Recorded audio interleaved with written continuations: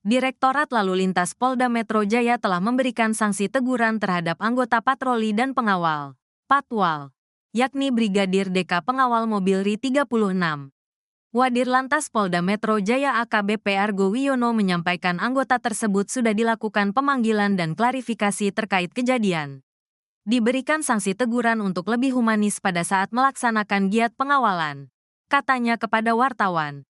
Jumat, tanggal 10 Januari tahun 2025.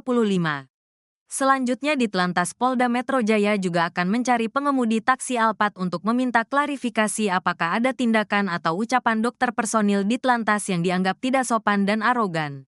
Ditlantas Polda Metro Jaya meminta maaf apabila sikap gestur yang dilakukan oleh anggota dianggap tidak baik atau arogan akan menjadi bahan evaluasi untuk giat pengawalan ke depan.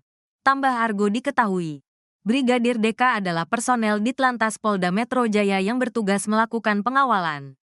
Adapun kronologis kejadian sesuai hasil klarifikasi anggota adalah pada saat itu Rabu, tanggal 8 Januari tahun 2025, sekira pukul 16.30 waktu Indonesia Barat di Jalan Sudirman Tamrin ada truk penambal jalan yang sedang berhenti di lajur tengah sehingga menyebabkan kemacetan.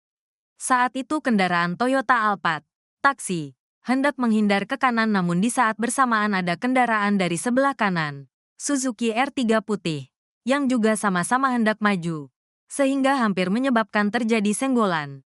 Akibatnya taksi Alphard berhenti dengan jeda agak lama dan saat itu terlihat terjadi perdebatan antara kedua kendaraan tersebut sehingga menyebabkan kemacetan dan berpotensi menimbulkan kemacetan.